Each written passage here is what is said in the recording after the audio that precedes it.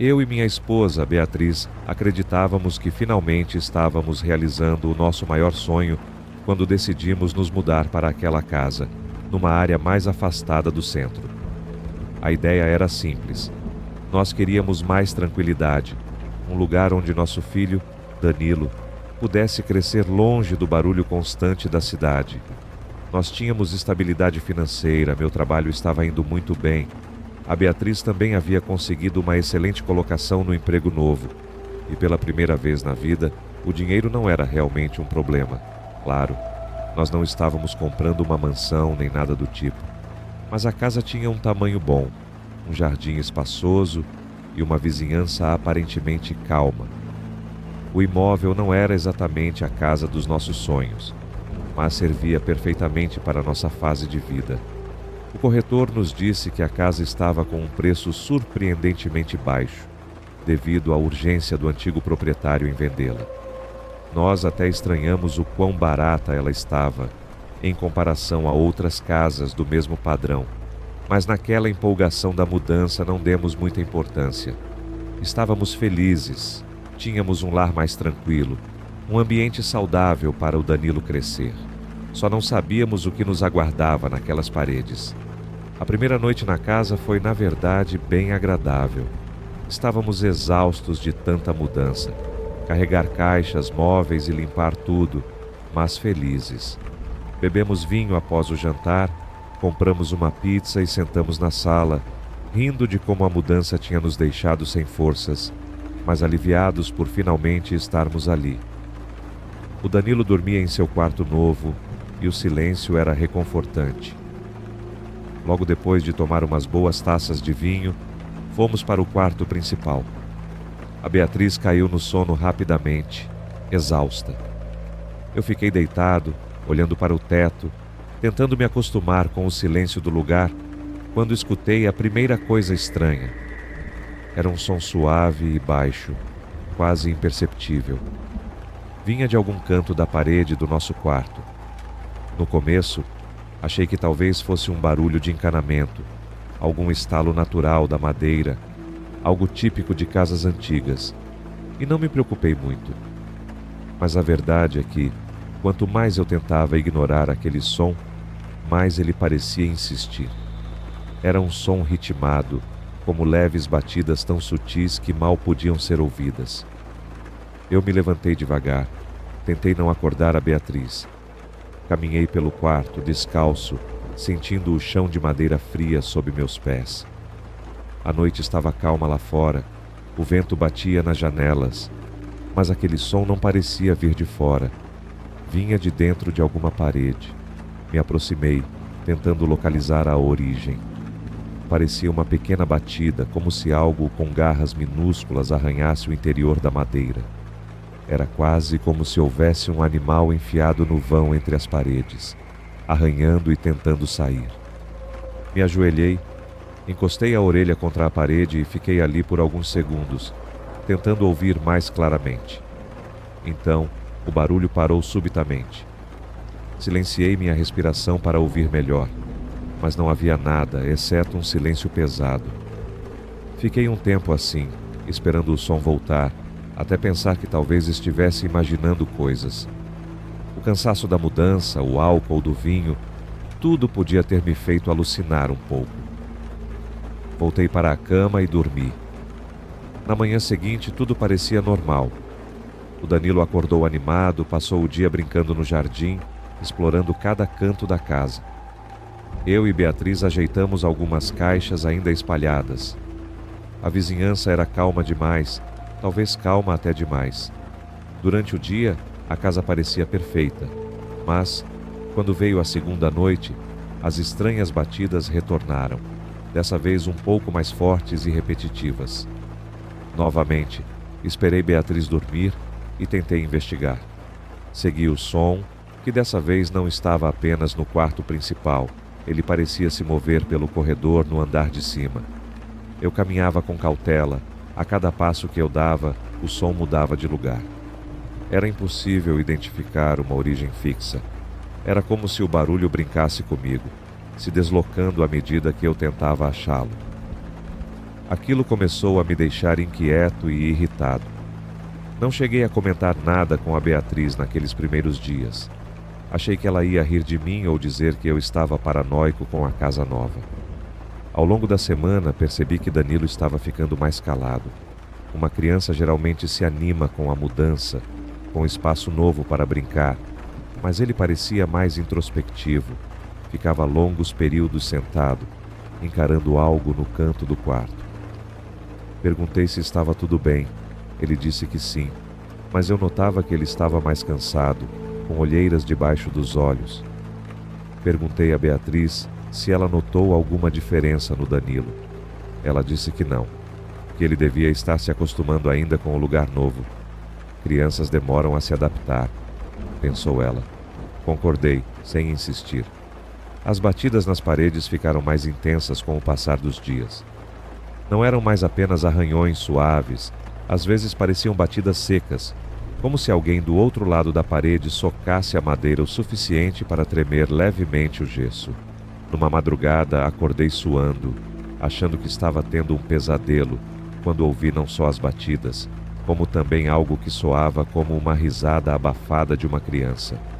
Aquela risadinha estranha, muito baixa, quase inaudível, mas perceptível o suficiente para me causar arrepios. Me levantei num salto, caminhei pelo corredor e parei perto do quarto do Danilo. Quando cheguei mais perto do quarto do meu filho, o barulho cessou de novo. Na manhã seguinte, Danilo estava ainda mais estranho. O que me preocupava era que parecia que ele não dormia bem, estava mais lento, não queria comer direito. Disse que sonhava com outras crianças na casa e que elas queriam brincar, mas ele não gostava dos jogos que elas propunham. Perguntei que jogos eram esses e Danilo só disse de uma forma lenta: "Eles querem brincar de abrir as portas, papai, mas eles não conseguem abrir a porta. Eles precisam de mim." Isso me deu um arrepio. "Eles quem são, filho?"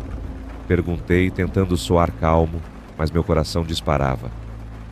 Danilo respondeu apenas: "As crianças da casa, papai. As crianças que moram aqui antes de nós." A Beatriz ouviu esse diálogo apenas de longe e disse que Danilo tinha imaginação fértil, não queria incentivar aquilo. Mas eu não achei normal. A expressão do meu filho, quando ele falou sobre as tais crianças, era séria demais, não parecia brincadeira. Naquela tarde tentei investigar a casa com mais cuidado.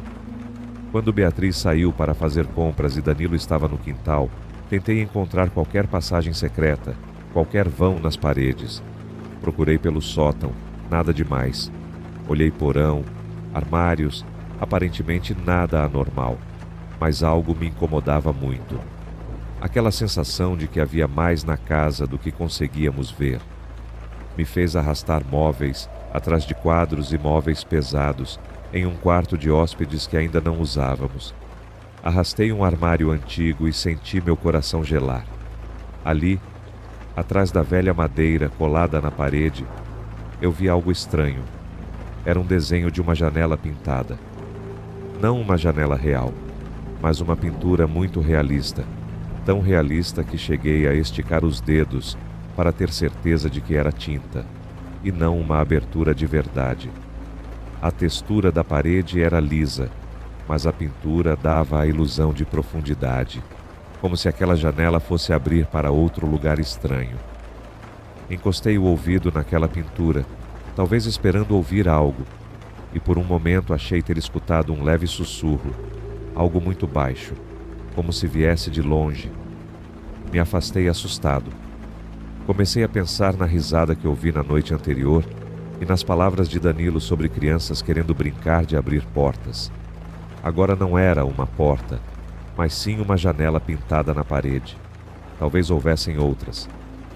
Passei a procurar pela casa inteira, principalmente atrás de móveis e tapetes, e encontrei mais sinais estranhos em vários lugares. Havia contornos pintados, às vezes portas, às vezes janelas, ou simples aberturas que não levavam a lugar nenhum, todas extremamente bem pintadas, escondidas atrás de móveis pesados, como se alguém quisesse manter aquilo oculto. O pior é que algumas dessas pinturas pareciam recentes, sem poeira, sem desgaste, como se alguém estivesse retocando a tinta quando não estávamos olhando. Comecei a me sentir paranoico, mas não podia ignorar isso. Na noite seguinte tomei coragem e tentei mostrar a Beatriz. Mas quando a chamei para ver uma dessas pinturas atrás do armário, ela apenas revirou os olhos. Disse que eu estava obcecado. Se recusou a arrastar móveis comigo. Cansada, disse que já bastava o estresse da mudança e que eu estava inventando coisas. Pedi que ela mesma olhasse a pintura, mas ela não quis. Insistir só geraria uma briga. Durante a madrugada fui acordado novamente. Agora não eram apenas risadas e batidas. Eu ouvi nitidamente passos pesados no corredor. Corri até o quarto do Danilo para ver se ele estava bem. Ao abrir a porta do quarto do meu filho, encontrei-o sentado na cama, no escuro. A luz da lua entrava pela janela real, não a pintada, e iluminava o rosto de Danilo. Ele estava olhando fixamente para a parede oposta. Ali, naquela parede, havia um contorno esquisito, como se a tinta estivesse formando outro desenho. Quando me aproximei, meus olhos se ajustando à penumbra, percebi que aquela pintura na parede estava diferente da que eu tinha visto de dia. Era como se o desenho tivesse se expandido. Pequenas mãos pareciam surgir na pintura. Mãos de crianças tentando abrir a janela pintada. Eu me senti enjoado e chamei o nome do meu filho, mas ele só murmurava uma frase. As portas e as janelas. Eles querem abrir, papai. Eles vão abrir todas as janelas e portas. Precisei passar a mão no meu rosto para perceber que estava suando frio. Danilo parecia fora de si. Tentei acalmá-lo, mas ele só repetia a mesma frase. As janelas vão se abrir. As janelas vão se abrir. Saí do quarto tremendo. Fui até o banheiro, abri a torneira e lavei o rosto, tentando raciocinar.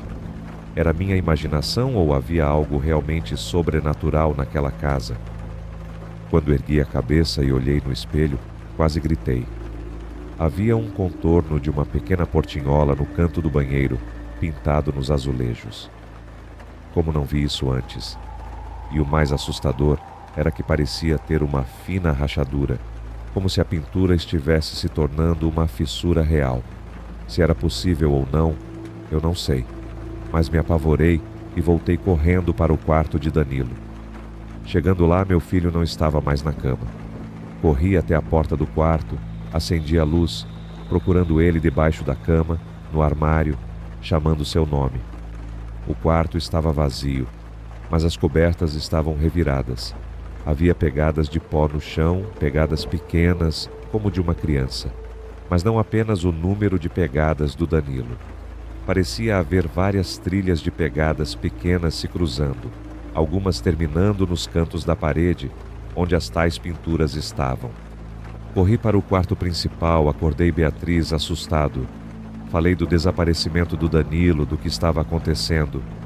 Ela se levantou atordoada, sem entender nada, dizendo que eu estava louco, mas ao ver o desespero no meu rosto, decidiu me acompanhar.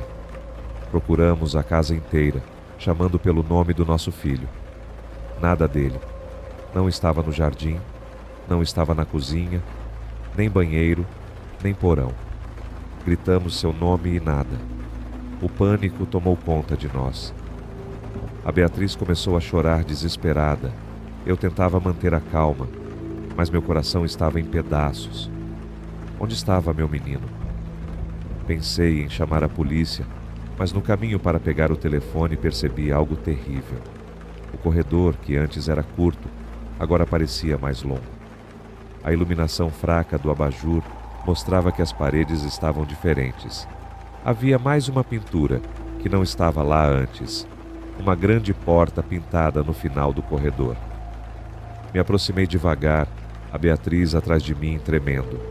A porta parecia tão real que cheguei a colocar a mão para sentir. A parede era lisa, mas a tinta era tão convincente que dava a ilusão de profundidade. Quando encostei minha orelha ali, ouvi algo como passos e risadas sussurradas. Arrepiado, me afastei. Beatriz me perguntou o que era aquilo.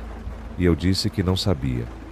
Não sabia de nada, mas que precisávamos sair dali imediatamente, pegar o carro e ir para um hotel, qualquer lugar. Gritei: "Vamos sair daqui agora!" Eu peguei no braço de Beatriz e a puxei. Descemos as escadas rumo à porta da frente, tentando fugir daquela loucura. Ao chegar na sala de estar, um estrondo nos assustou. O tapete enorme que ficava ali estava jogado de lado e, no chão de madeira, havia outro contorno arranhado, como se algo raspasse a forma de uma janela ou porta ali, naquele piso. Senti meus cabelos da nuca se arrepiarem e Beatriz soluçava, perguntando: "Meu Deus, onde está o Danilo?" Eu não sabia o que responder. Tentei abrir a porta da frente, mas a fechadura parecia emperrada. Olhei para trás e vi sombras passando velozes pelo corredor, risadas abafadas de crianças e um murmúrio em coro. Elas diziam algo como: "Venha, venha, fique aqui." A voz não era clara, mas era perturbadora. Subi as escadas novamente, chamando pelo Danilo, com a voz embargada. Estava disposto a derrubar paredes, se fosse preciso. Procurei alguma ferramenta, algo para quebrar as paredes. Fui ao porão, talvez houvesse um martelo, algo assim. Corri para o porão. A luz do porão era fraca. Puxei a cordinha da lâmpada e no chão havia marcas de arranhões profundos no cimento, como se várias mãos ou garras tivessem tentado cavar ali. Apertei o interruptor outra vez, querendo mais luz, mas a lâmpada apenas piscou. Era o suficiente para eu ver que, no fundo do porão, havia outro desses desenhos pintados. Dessa vez parecia uma porta dupla e larga, rente ao chão, como um alçapão pintado sobre o cimento. Eu não quis chegar muito perto, mas ouvi algo arrastando do outro lado, uma espécie de gemido fraco. Chamei pelo Danilo e recebi em resposta apenas um som baixo, como um choro infantil abafado. Me arrisquei a ajoelhar e tocar o chão pintado, e senti uma leve vibração sob a ponta dos meus dedos. Corri de volta ao andar de cima. Beatriz estava perto da cozinha, ajoelhada, chorando sem entender. Eu disse a ela que precisávamos tentar a porta dos fundos. Com esforço, giramos a maçaneta e saímos finalmente ao quintal. Mas lá fora não havia conforto. O quintal, antes aberto, agora parecia rodeado de sombras, como se a noite estivesse mais fechada do que o normal. E no muro do jardim havia algo pintado também, uma janela retangular como se fosse um vitral de igreja. Dentro dela, formas de rostos infantis olhando para nós. A Beatriz gritou, agarrou meu braço e disse que aquilo era loucura, que precisávamos de ajuda do mundo lá fora, mas nossos celulares não pegavam de forma alguma, não havia sinal. Voltei para dentro a contragosto. Se Danilo estava preso ali em algum lugar, eu não podia abandoná-lo. Beatriz me seguiu de perto, o choro dela aumentando a cada passo. Eu sentia que aquelas coisas estavam brincando conosco. A casa era delas. Essas pinturas não eram normais. Pareciam passagens para outro lugar, talvez outro mundo ou dimensão. Era louco pensar assim, mas nada mais fazia sentido. Subimos novamente para o andar de cima e paramos em frente ao quarto do Danilo. A porta do quarto estava entreaberta. A Beatriz segurou meu braço e eu respirei fundo antes de empurrar a porta para dentro. O quarto estava escuro, a não ser pela luz da lua que entrava pela janela real. Me aproximei da parede onde antes havia a pintura com mãos e agora a parede estava lisa. Apenas uma fina camada de pó rosa caía no chão. Peguei um pouco daquele pó entre os dedos e senti que era como tinta raspada da parede. Minhas narinas arderam e soltei o pó no chão. Chamei Danilo pelo nome em voz alta e nesse instante a cama do meu filho tremeu um pouco, como se algo estivesse se mexendo debaixo dela. Me abaixei para olhar com o coração na garganta e vi movimento sob as sombras. Tirei o celular do bolso, liguei a lanterna e iluminei debaixo da cama. Havia pequenos sapatos infantis amontoados, sapatos que não pertenciam ao meu filho. uns 5 ou 6 pares de sapatos de criança, de diferentes tamanhos e estilos, como se muitas crianças tivessem passado por ali. Aquilo me gelou o sangue. Me levantei aos tropeços. A Beatriz perguntou o que eu vi. Eu não consegui responder, apenas a arrastei para fora do quarto. Tentei raciocinar. Aquelas crianças de que Danilo falava seriam fantasmas, espíritos presos na casa tentando abrir passagens entre o nosso mundo e o deles, usando essas pinturas como portais. Pensei em voz alta, tentando juntar as peças. A Beatriz me olhou sem saber o que dizer, apenas balançou a cabeça negativamente. Ela queria chamar a polícia. Mas o que diríamos à polícia sobre pinturas mágicas e desaparecimentos impossíveis? Ainda assim, resolvemos ligar. Eu disquei o número de emergência, mas não havia tom de chamada. Nada acontecia. Nem sinal, nem conexão alguma. No corredor ouvi passos leves. Virei a lanterna do celular e vi Danilo parado ao final do corredor, de costas para nós. Chamei seu nome com a voz embargada. Meu filho, meu amor, vem para cá. Nós vamos sair daqui agora. Ele não se moveu. Fiquei com medo de correr até lá e a luz da lanterna iluminava as costas dele. Vi que sua camisa estava suja de pó, o mesmo pó rosado de tinta raspada. Lentamente, Danilo virou o rosto para nós. Não totalmente de frente, apenas o suficiente para me deixar ver seus olhos. Seus olhos estavam fundos, olheiras profundas e um semblante vazio. A Beatriz tentou correr até ele, mas eu segurei seu braço com força. Algo estava errado. Danilo abriu a boca, mas a voz que saiu não era dele. Era uma voz rouca e frágil, como se várias vozes de crianças falassem juntas. Papai, mamãe, por que vocês resistem? As janelas e as portas precisam se abrir. Eu preciso ficar com eles. Vocês devem ir embora agora. Beatriz caiu de joelhos, chorando. Ela chamava pelo nome do nosso filho. Danilo, por favor, não fala assim! Volta para nós! Mas Danilo parecia distante. O corpo dele dava um pequeno tremor e então ele levantou a mão lentamente, apontando para uma parede ali no corredor. A parede começou a se deformar. Nossos olhos não podiam acreditar. A tinta da parede parecia viva, formando o contorno de uma porta enorme, que se projetava para fora, criando uma protuberância no gesso, como um tumor crescendo de dentro da parede. Fios de tinta escorriam, formando uma moldura, e no centro dessa protuberância, algo começou a rasgar o papel de parede, descascando em tiras longas que caíam no chão, revelando um fundo escuro por trás. A cada tira de papel que caía, podíamos ver dedos pálidos, pressionando de dentro para fora, mãos de criança se contorcendo, tentando encontrar uma fresta por onde puxar o papel e abrir aquela passagem. Beatriz gritava e se encolhia contra a parede oposta. Eu estava paralisado. Danilo ria, um riso sem emoção, repetindo: agora todas as portas se abrem, todas as janelas se abrem. Vocês não podem fechar os olhos, não podem ver sem entender, vocês não podem escapar. Eu tentei avançar para agarrar meu filho, mas ele recuou, entrando no quarto ao lado, desaparecendo na escuridão. O corredor ficou preenchido por um som de passos correndo nas paredes e no teto, e aquela porta anômala se abrindo cada vez mais. Senti um frio intenso. A temperatura do corredor despencou. O vento gelado soprou de lugar nenhum, carregando um odor de tinta, mofo e poeira seca. Eu gritei para Beatriz correr. Corremos escada abaixo, como se fugíssemos de um pesadelo. Mas no andar de baixo, tudo estava em desordem. Cadeiras arrastadas, tapetes virados e contornos de portas e janelas pintadas no chão, no teto, em cada parede. Como se a casa inteira estivesse se tornando um labirinto de passagens impossíveis, as crianças invisíveis corriam, rindo e sussurrando sob a madeira.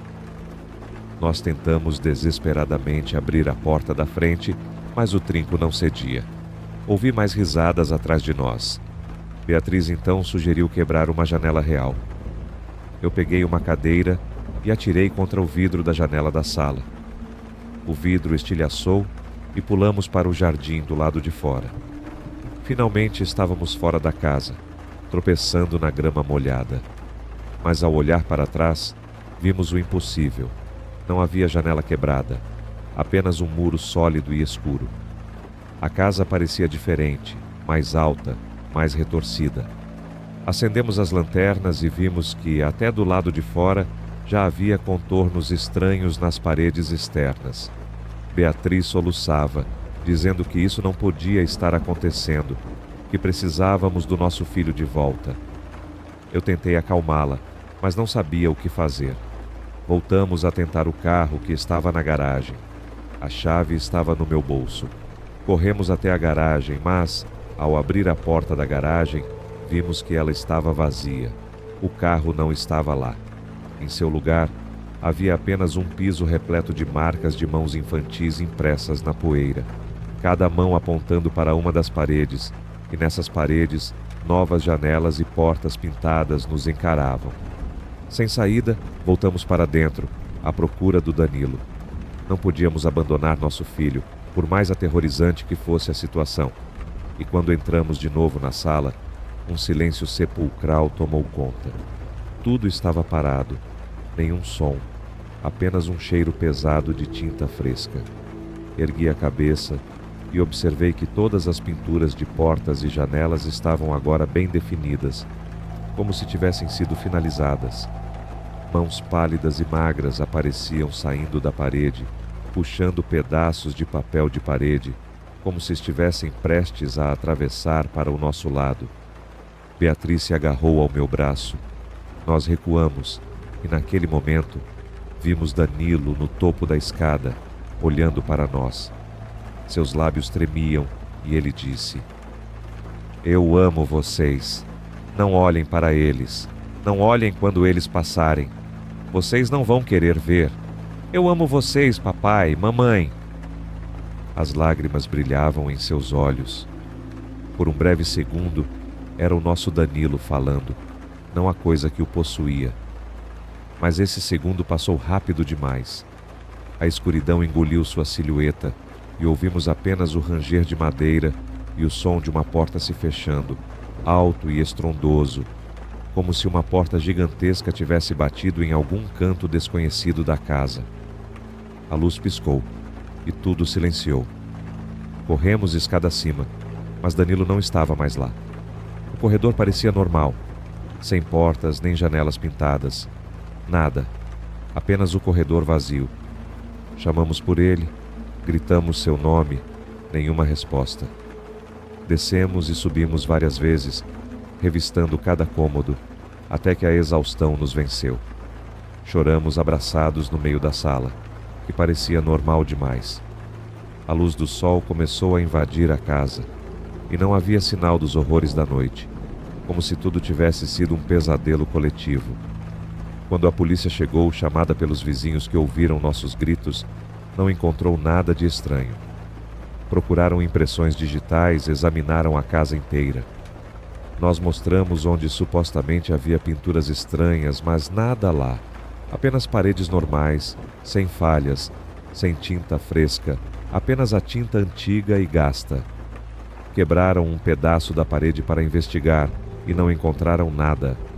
As horas se tornaram dias, e dias, semanas. Danilo não foi encontrado. Policiais, investigadores, psicólogos e médicos todos tentaram entender o que aconteceu e não havia explicação. A falta de respostas destruiu nossa família. Beatriz não conseguia perdoar minha insistência em permanecer na casa. Ela acreditava que eu deveria ter agido antes ou ter impedido Danilo de sumir. Eu não sabia mais o que pensar. Acabamos nos separando depois de meses de tensão, sem nosso filho, sem nada que nos prendesse. Ficamos vazios. Ela foi morar com a irmã, eu fiquei sem rumo. A casa, no fim, foi vendida novamente, e eu voltei à casa dos meus pais por um tempo, mas nada apagaria as memórias do que ocorreu lá. Ao fechar os olhos, ainda ouço as risadas, os sussurros, as portas e janelas que não existiam se formando diante de mim, e principalmente a voz do meu filho Danilo pedindo para não olhar para eles, pedindo para não tentar entender o que estava além daquelas aberturas pintadas. A casa levou nosso filho e deixou apenas o vazio e uma certeza terrível de que eles ainda estão lá, em algum lugar atrás da tinta, atrás da parede, esperando por outro momento de fraqueza, para emergir novamente e levar o que quiserem. Eu ainda posso ouvir uma voz infantil ecoando no fundo da minha mente, chamando meu nome, baixinho, sempre que fecho os olhos.